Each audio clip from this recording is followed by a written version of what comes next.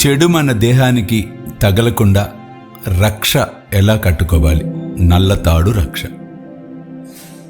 ఇది చాలా ముఖ్యమైనటువంటి అంశం.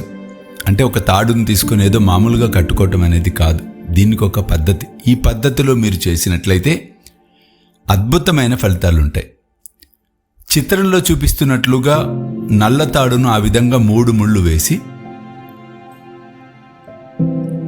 పౌర్ణమి రోజు కానీ, అంటే పౌర్ణమి ముందు రోజు కానీ, అలాగే దశమి రోజు కానీ, దశమి, పౌర్ణమి,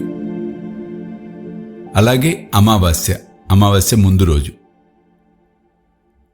దశమి, పౌర్ణమి, అమావాస్య ముందు రోజు ఒక రావి ఆకు తీసుకొని ఆ రావి ఆకులో మీరు కొత్త తాడు ఈ విధంగా 3 ముళ్ళు వేసి ఆకులో తాడును ఉంచి పూజా మందిరంలో అంటే ముందల పెట్టి ఉంచండి. ఒక రాత్రి అంటే దశమి రాత్రి గడిచిన తర్వాత ఏకాదశి రోజు ఎడమ కాలుకు కట్టుకోండి. అలాగే చతుర్దశి రోజు రాత్రి ఉంచి పౌర్ణమి రోజు కట్టుకోండి. అలాగే చతుర్దశి రోజు రాత్రి ఉంచి అమావాస్య రోజు కట్టుకోవచ్చు. ఈ విధంగా ధారణ చేసినట్లయితే అద్భుతమైన రక్ష తప్పకుండా లభించి తీరుతుంది. జై సాయినాథ్.